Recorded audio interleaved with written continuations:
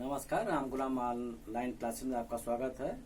मैं अतुल पाल सिंह। आज चतुर्थ सेमेस्टर का भारतीय राष्ट्रीय आंदोलन का हम लोग अध्ययन कर रहे थे। उसी क्रम में आज अध्ययन करेंगे खिलाफत आंदोलन। इसके पहले हम लोग भारतीय राष्ट्रीय कांग्रेस, बंगाल विभाजन, रौलट एक्ट, जलियांवाला बाग आदि का अध्ययन किया है और आज इसके आगे भी ऐसे राष्ट्रीय आंदोलन का अध्ययन करेंगे। ये सारे आंदोलन हमारे आजादी के एक क्रमवार आंदोलन था जो हम भारतीयों को एकता लाने के लिए प्रेरित किया, क्योंकि एक आंदोलन से ही पूरा देश एक नहीं हो पाया। क्योंकि विभिन्न आंदोलन जो समय समय पर हुआ उससे ये और फायदा हो कि जो जन आंदोलन के रूप में सामने आया, समाज के विभिन्न वर्गों को धीरे धीरे अपनी ओर आकर्षित किया, उनके अंदर राष्ट्रवाद की भावना लाया एवं उनको जन आंदोलन के रूप में अपने साथ शामिल करते हुए उनका सहयोग लिया। क्योंकि समाज के बहुत बड़े वर्ग के लोग मध्यम वर्ग थे, निम्न वर्गीय थे।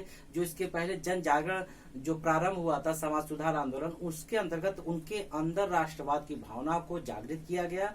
फिर उसके बाद वो धीरे धीरे स्वतः अपने देश के प्रति अपना जिम्मेदारी समझते हुए राष्ट्रवाद के प्रति समर्पित हुए और देश को आजाद करवाने के लिए अपना तन मन धन अपने जो भी यथाशक्ति से अपना सहयोग किए, प्रत्यक्ष या अप्रत्यक्ष। आइए चर्चा करें खिलाफत आंदोलन। नाम से ही स्पष्ट है, खिलाफत मतलब किसी का विरोध करना। और इस दौरान 1919 से लेकर के 1922 तक भारत में दो आंदोलन एक जन आंदोलन के रूप में चले, जिसमें पहला खिलाफत आंदोलन है, दूसरा है असहयोग आंदोलन जो 1920 से 1922 तक चला। और ये आंदोलन 1919 से 1922 तक चला। और दोनों आंदोलन की पृष्ठभूमि विषय वस्तु अलग थी। जबकि असहयोग आंदोलन का जो मुख्य उद्देश्य था भारत में अंग्रेजों का सहयोग न करना, भारत को आजादी दिलाना। और जो खिलाफत आंदोलन था वो ये था कि इनका उद्देश्य था भारत में अंग्रेजों का विरोध करना, लेकिन इनकी विषय वस्तु या उद्देश्य दूसरा था। लेकिन भारत में दोनों एक ही साम्राज्य का विरोध कर रहे थे, अंग्रेजी साम्राज्य का। तो भारत के लिए ये अच्छी बात है कि यदि उनके शत्रु का विरोध करने वाला कोई अन्य समुदाय लोग आ जाएगा तो उसकी शक्ति मजबूत होगी। तो जो खिलाफत आंदोलन था, इसका जो मुख्य उद्देश्य था, ये तुर्की के सुल्तान को अपना खलीफा यानी धर्म गुरु मानते। ये है खलीफा, धर्म गुरु मानते थे जो तुर्की का सुल्तान था। जब उसके खिलाफ कोई अगर अत्याचार होगा तो ये स्वतः ही जो अत्याचार करेगा उसका विरोध करेंगे। कुछ ऐसे ही इसकी पृष्ठभूमि है। तो जब अंग्रेज और तुर्की के विरुद्ध प्रथम विश्व युद्ध के बाद अंग्रेज और तुर्की के विरुद्ध एक संधि हुई, ये संधि है सीवर्स की संधि, जिसमें अंग्रेजों ने तुर्की के सुल्तान के सारे अधिकार छीन लिए।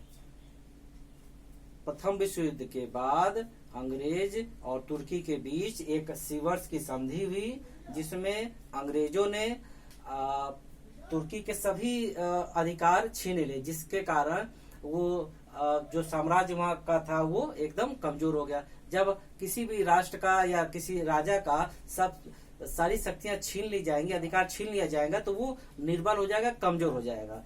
और वो उसको मानने वाले भारत के जो मुस्लिम संप्रदाय के थे उनको अपना धर्म गुरु मानते थे, उनको खलीफा मानते थे। तो इसका क्या मतलब हुआ? इसका कि जब आपके कोई आदर्श हो, आपका कोई गुरु हो, कोई खलीफा हो, जब उसके खिलाफ जो अन्याय करता है तो आप उसका विरोध करते हैं। वही तो भारत में ऐसे मुस्लिम संप्रदाय के लोग जो तुर्की के सुल्तान को अपना खलीफा मानते थे, जब सीवर्स की संधि में अंग्रेजों द्वारा उस पर शोषण किया गया, उन पर अत्याचार किया गया, उनको विभिन्न प्रकार से परेशान किया गया, तो यहाँ के भारत में रहने वाले मुस्लिमों ने अंग्रेजों का विरोध करने का निर्णय लिया। और उनका उद्देश्य था इस आंदोलन के कारण वो अंग्रेजों पर दबाव डालेंगे कि पुनः उनको ये अधिकार दिया जाए कि तुर्की के जो भी सुल्तान है पुनः उनको अपने पद पर बैठाना, उनको जो पुराने अधिकार छीने उनको अधिकार दे दें, जिससे वो पुनः शक्तिशाली हो जाए। और इस प्रकार उन्होंने अंग्रेज के खिलाफ खिलाफत आंदोलन चलाया, लेकिन भारत में चलाया। और उसी समय संजोग से 1920 में असहयोग आंदोलन चला। तो 20 से 22 के बीच की जो अवधि थी उसमें भारत में दो जन आंदोलन चला, एक असहयोग, एक खिलाफत आंदोलन। तो दोनों दो समुदाय के थे, लेकिन उद्देश्य एक था, एक ही साम्राज्य के खिलाफ थे, अंग्रेजी साम्राज्य के खिलाफ। तो अंग्रेजों को दो दो शक्ति का सामना करना पड़ा और इससे हिंदू मुस्लिम की एकता भी बढ़ी। जब दो संप्रदाय का उद्देश्य एक ही होता है तो स्वतः वो आपस में सहानुभूति की भावना रखते हैं और आपस में एकता आ जाती है।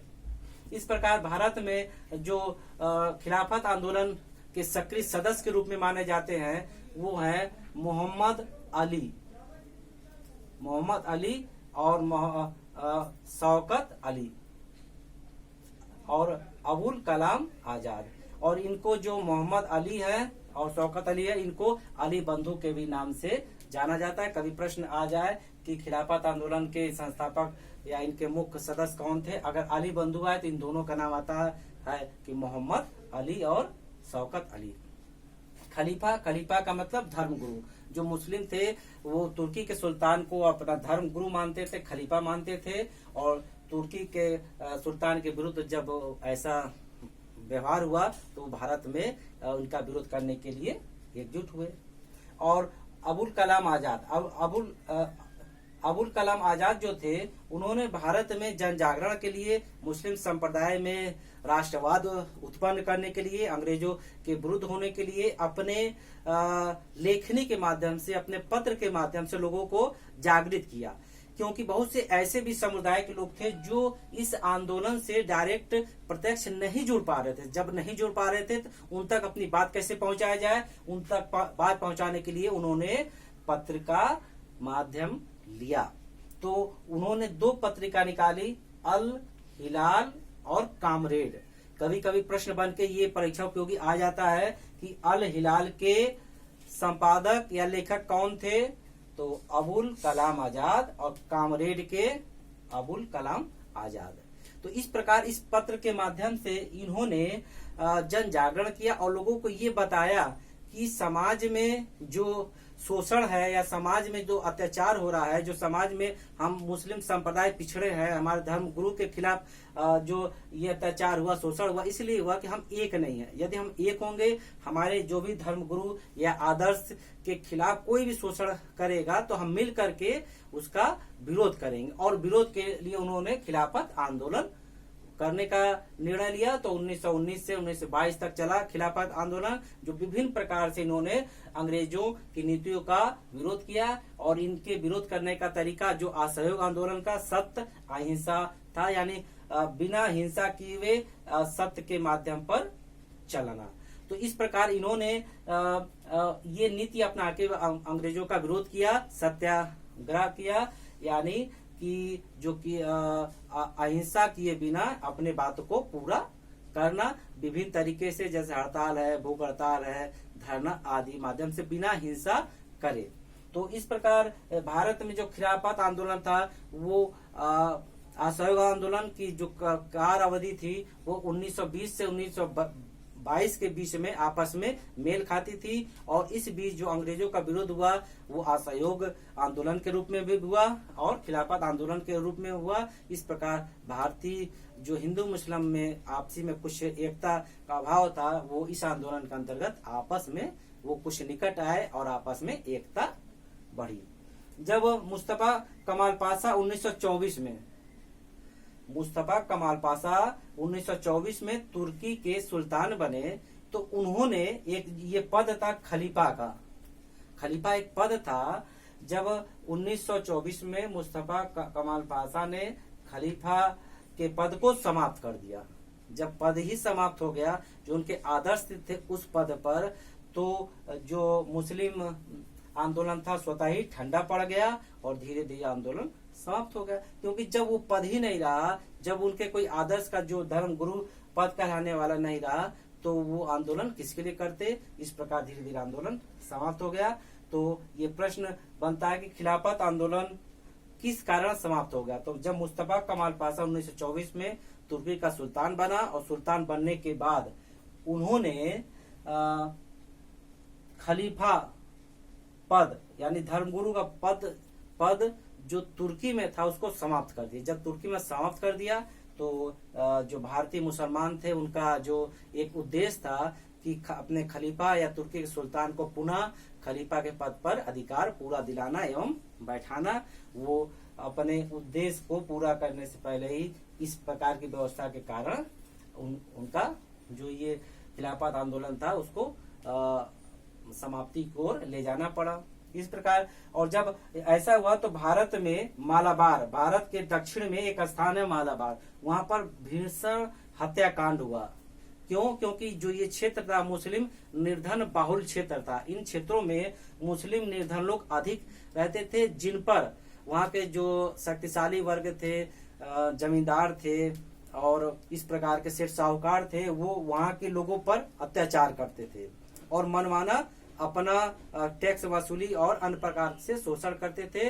इसके विरोध में मालाबार में भीषण हत्याकांड हुआ, जो दक्षिण भारत में है, जब ये तुर्की का ये सम्राट का जब अधिकार समाप्त हो गया।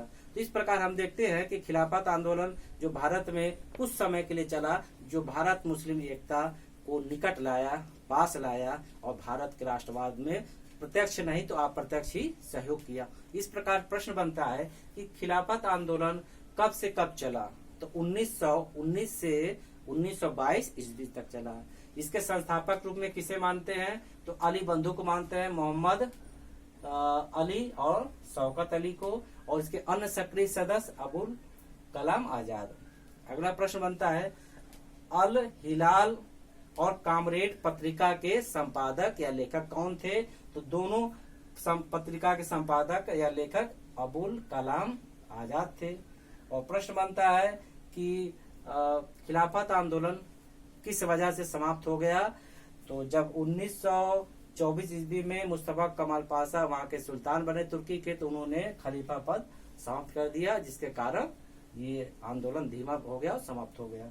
खलीफा किसे कहते हैं? खलीफा जो मुस्लिम के धर्म गुरु होते हैं, जिनको आदर्श मानते हैं, उनको खलीफा के नाम से जानते हैं। और ये खिलाफत आंदोलन क्यों प्रारंभ हुआ? जब प्रथम विश्व युद्ध के बाद इंग्लैंड और तुर्की के बीच एक संधि हुई, सीवर्स की संधि के अनुसार तुर्की के साम्राज्य यानी वहाँ के सम्राट को, वहाँ के जो शासक थे, उनके अधिकार को छीन लिया गया, उनको आर्थिक रूप से और राजनीतिक रूप से कमजोर बना दिया गया, जिसके विरोध में भारत में रहने वाले मुस्लिम संप्रदाय जो उनको अपना आदर्श मानते थे, जिस कारण भारत में अंग्रेजों का उन्होंने विरोध किया और उनको पुनः उस पद पर लाने के लिए प्रयास किया, लेकिन वो अपने उद्देश्य में पूरा सफल नहीं पाए। और इन्हीं के साथ आज का क्लास समाप्त होता है। इसके बाद हम लोग चौरी चौरा कांड पढ़ेंगे, ये भी बहुत महत्वपूर्ण है। जैसे जलियांवाला बाग हत्याकांड ऐतिहासिक में अपना विशेष स्थान रखता है, ठीक उसी प्रकार चौरी चौरा कांड भी हमारे इतिहास में विशेष स्थान रखता है, जो गोरखपुर के थोड़ा ही निकट जब आप जाएंगे इस पूर्व दिशा में चौरी चौरा नामक स्थान पर घटित हुआ था। इसकी चर्चा हम विस्तार से करेंगे। नमस्कार।